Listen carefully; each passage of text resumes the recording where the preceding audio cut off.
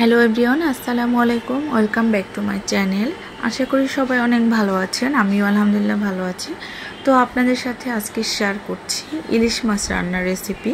তো এখানে আমি একটা আস্ত ইলিশ মাছ এভাবে কেটে নিয়েছি এবং কোলের মাছগুলো আলাদা করে নিয়েছি। আমি এখানে সবগুলো মাছ এবং মাছের ডিমের সাথে দেখতে পাচ্ছেন হলুদের গুঁড়া এবং একটু লবণ মেখে নিচ্ছি। এরপর ইলিশ মাছটাকে আমি ভেজে নেব।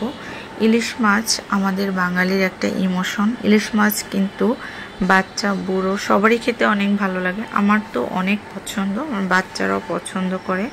আসলে ইলিশ মাছ পছন্দ করেন না এমন কেউ নাই। বিশেষ করে ইলিশ মাছের ডিম, তারপরে ইলিশ মাছের মাথা, সবারই খুব পছন্দ। তো আমি চুলায় একটি প্যান দিয়ে দিলাম। লবণ এবং হলুদ মাখা মাছ এখন আমি খুব সুন্দরভাবে কুকিং অয়েল দিয়ে ভেজে নেব। এখন আমি প্যানে তেল দিয়ে দিচ্ছি আর তেলটা গরম হওয়া পর্যন্ত অপেক্ষা করব। এরপর আস্তে আস্তে মাছগুলো দিয়ে দিচ্ছি। তো যেহেতু তেলটা গরম হয়ে গিয়েছে, হাত দিয়ে দিলে তেলটা ছিটে আসতে পারে। সেক্ষেত্রে আমি এখানে যে খুন্তি দিয়ে আমি রান্না করি ওটার সাহায্য নিয়েছি। ওটার উপর দিয়ে মাছ এভাবে দূর থেকে দিচ্ছি। এটা কিন্তু একটা টিপস আপনাদের সাথে শেয়ার করলাম। তো সবগুলো মাছ আমি প্যানে দিয়ে দেওয়ার পর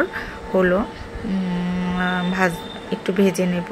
খুব বেশি একেবারে ভাজবো না, মোটামুটি ভেজে নেব। তারপর আবার এটাকে আমি রান্না করব পেঁয়াজ দিয়ে। তো এই তো দেখতে পাচ্ছেন মাছটা আমি ভেজে নিচ্ছি। তো এখন আমার মাছ ভাজাটা এই যে হয়ে গিয়েছে। আমি মাছটা এক সাইডে উঠিয়ে রাখবো। আর একটা প্যানে আমি পেঁয়াজ দিয়ে দিয়েছি। আমি এটা কাটা পেঁয়াজ দিয়ে রান্না করছি আজকে। তো পেঁয়াজ যে তেলটা ভাজার পর অবশিষ্ট ছিল ওই তেলটাও কিন্তু আমি এখানে অ্যাড করে দিয়েছি। এটার সাথে আমি পেঁয়াজটাকে ব্রাউন কালার করে ভেজে নিচ্ছি। আর একটা কথা ইলিশ মাছ রান্না অন্য কোনো মশলা দিবেন না, শুধু পেঁয়াজ, কাঁচামরিচ, গুঁড়ামরিচ, হলুদ এগুলো দিয়ে রান্না করবেন। কারণ ইলিশ মাছের নিজস্ব একটা ফ্লেভার থাকে, অন্য কোনো মশলা দিলে সেই ফ্লেভারটা নষ্ট হয়ে যায়।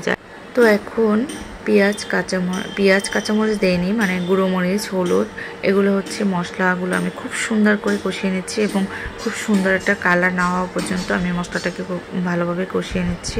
এই যে দেখতে পাচ্ছেন তেলটা যখন উপরে উঠে আসবে তখনই বুঝতে পারবেন যে এটা খুব সুন্দর একটা কালার চলে আসছে।